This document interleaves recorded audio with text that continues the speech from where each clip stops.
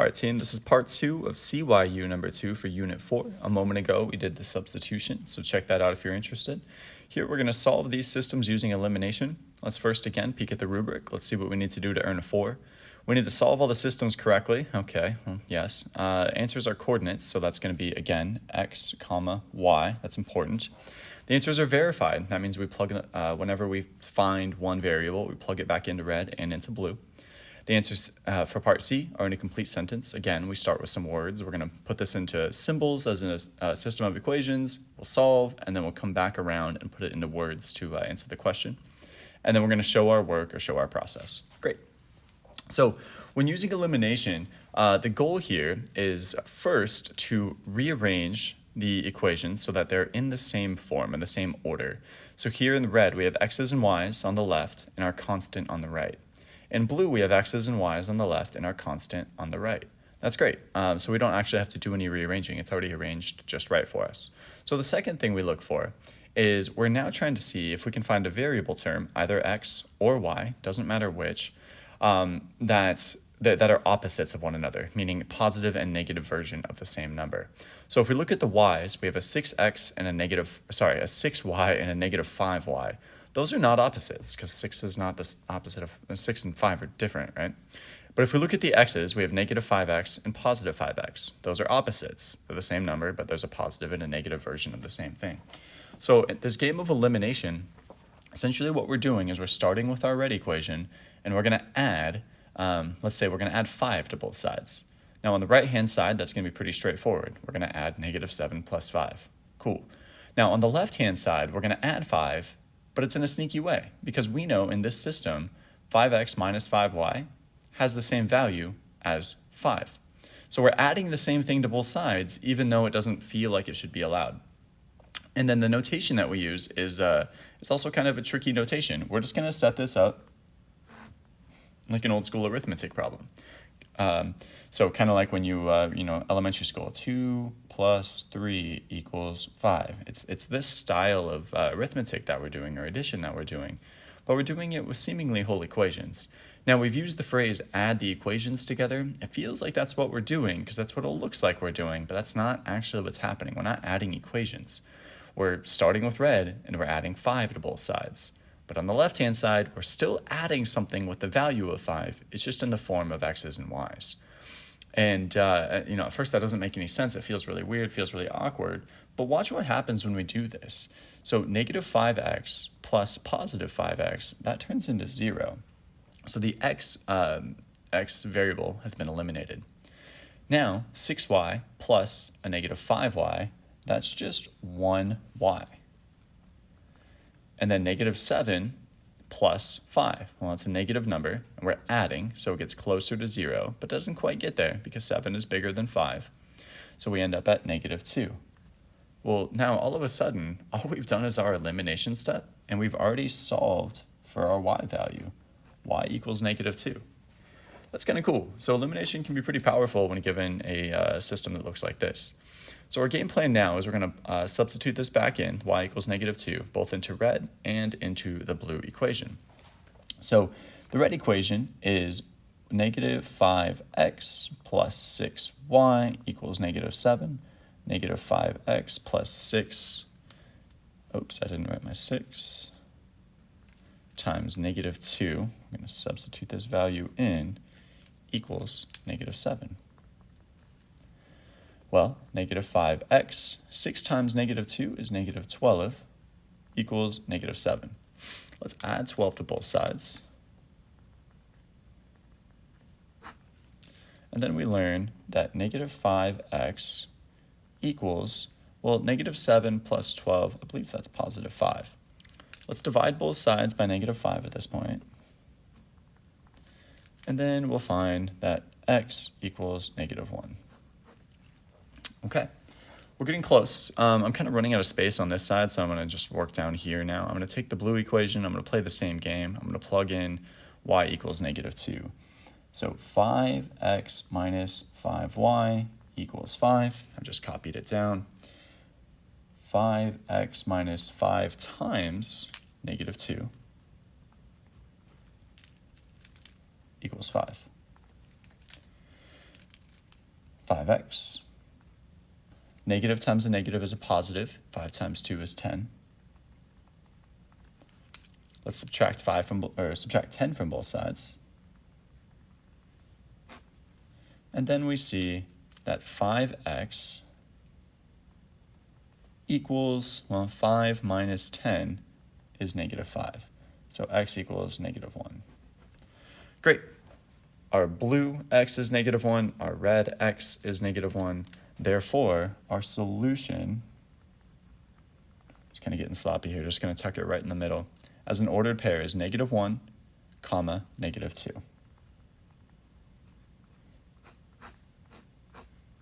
Let's double up the box here. Okay, great. Part B. Red equation, blue equation. They're already in the same order, just like earlier. X's and Y's on the left, constant values on the right. Cool, so we don't have to rearrange anything. Let's try to identify a variable term that are opposites of one another. I'm noticing the x's, well, 4x and negative 8x, not opposites. Negative 5y and 10y, also not opposites. So we're going to force one of these equations, so we're going to modify one of them to force one of the variables to be opposite. I'm going to look at the red one here, and I'm going to double it, because I'm noticing if I multiply everything by 2, 4x will turn into an 8x, and 8x is opposite of negative 8x. So let's see, I'll show all the work here. 4x minus 5y equals 10. That's just the red one. I haven't done anything to it yet. But I want to multiply everything by 2. And when I do that, I get a new red equation. 8x minus 10y equals 20. Okay, let's couple that with our original blue equation. Negative 8x plus 10y equals negative 20. Let's put the system. Okay, so here's our new system. We have the original blue, we have our modified red. Again, all we did with the red one is we multiplied it by 2 on both sides. Now let's tackle our elimination step. So we'll put the plus sign, put this summation bar here, and let's add the x's, add the y's, add the constants. Let's see what happens. 8x plus a negative 8x, so that's 0. Negative 10y plus 10y, well, that's also 0. Okay, weird. 20 plus a negative 20, that's also 0. Interesting. So I'm noticing, well, first, the variables are all gone. We not only eliminated the x's, but we eliminated the y's. Weird. This is not typical. This is a strange situation. Notice, however, we do have a true statement because 0 plus 0 is 0, and 0 does equal 0. So this is always true. So what we just discovered here is an interesting case where these two equations are equivalent. If you were to graph these, either by hand or just to type them into Desmos yourself, you would see that one would lie on top of the other. They would be the exact same line. So for a solution here, we're going to write same line, and we're excited about it. So we'll throw an exclamation point there. So there are infinitely many solutions. That's how I'd answer this question. Kind of a funky one, but again, you can see it graphically if you just type it into Desmos. You can see it algebraically here when we did the elimination step. If you're not all the way convinced, if you took the red one, instead of multiplying it by 2 on both sides, if we were to multiply it by negative 2 on both sides, well, then the equations actually would be identical. You'd have negative 8x in red plus 10y equals negative 20. They'd be absolutely identical. So we could have done it that way.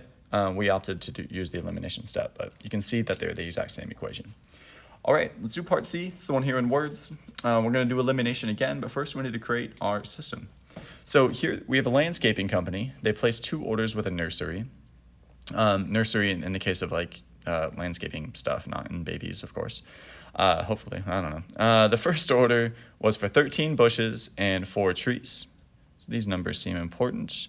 And that totaled $487. Okay, well, I'm gonna pause right there. I'm gonna make this equation. If I know that 13 bushes, I'm gonna use the variable b to represent bushes, plus 4 trees, t represents trees in this case, the number of trees, Well, that's not true. The cost of the trees. So B is the cost of the bushes. T is the cost of the trees. So I know 13 times the cost of the bushes plus 4 times the cost of the trees. That total bill was $487. Okay, I don't know how much the bushes cost. I don't know how much the trees cost, but I know that when you, this big order together was $487. Let's check in on the second order. This order was 6 bushes and 2 trees. 6 bushes, 2 trees, and had a total of $232.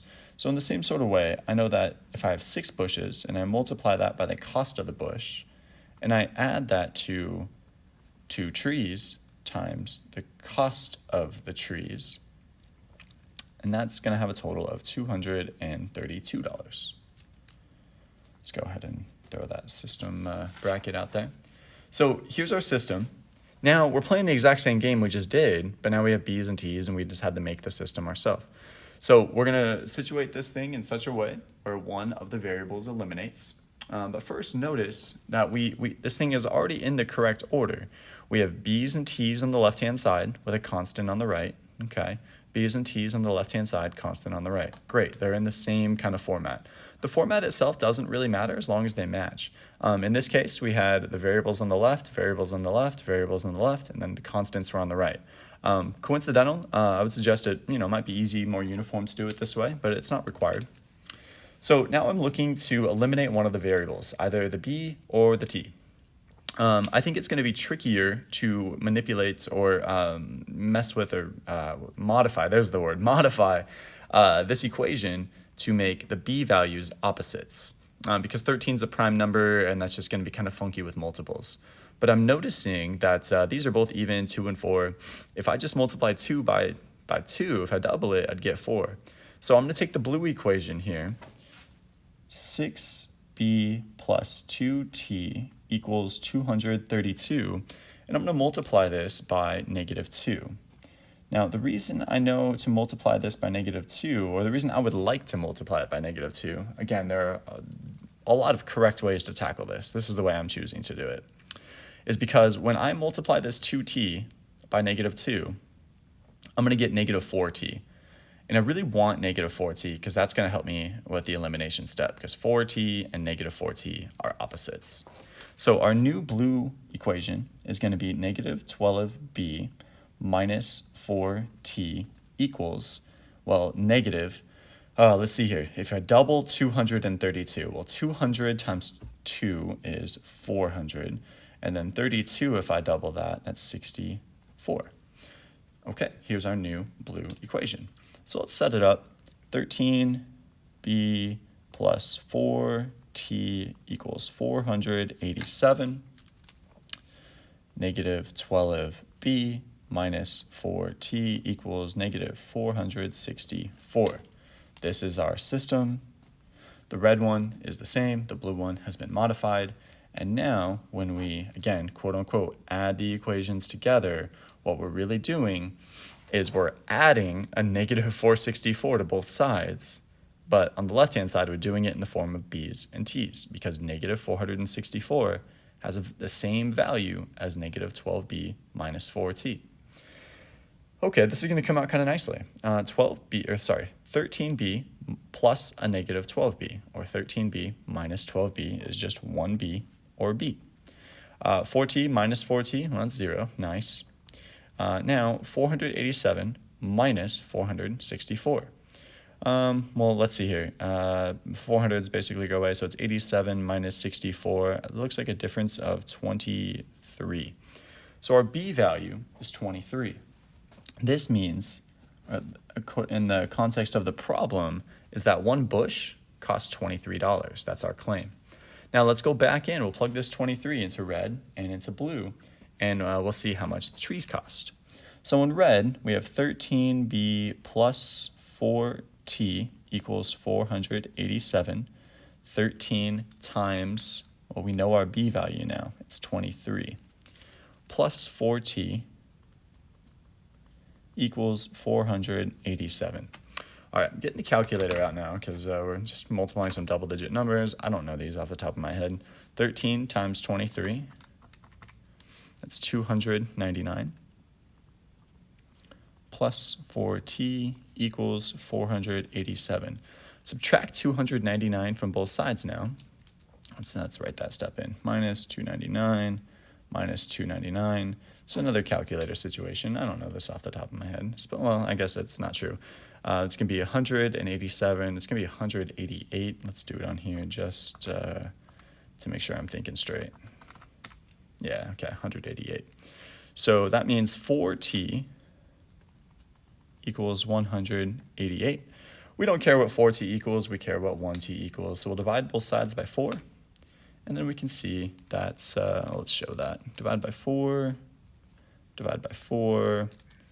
t equals 47. So at this point, we think our trees cost $47 each. Let's verify. We've got to do it with the blue one. We're almost done, team. Thanks for your patience here. 6b plus 2t equals 232. Again, we know what our b is. It's 23. So 6 times 23 plus 2t equals 232.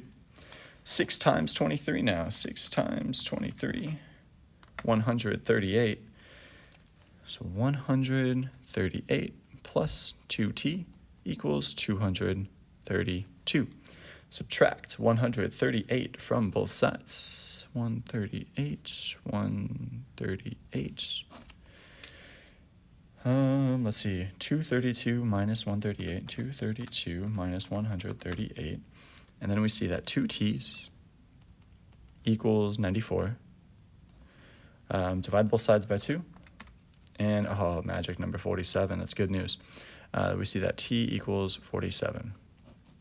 All right, team. We're done with the math, but we need to wrap this one up. Because remember, to earn a 4 on this one, the answer is in part C. It needs to be in a complete sentence. So the question is asking us, what is the cost of 1 bush and 1 tree?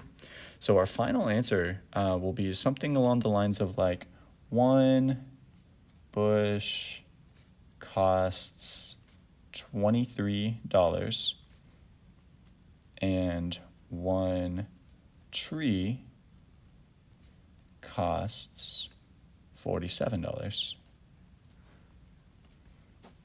And this is our final solution. There it is. All right, this is the entire CYU. Your exam that's coming up soon will have problems just like this, but it'll also have graphing. So check this out, pause, rewind, take what you need, throw away the stuff you don't, and let me know if you have any questions. You got this.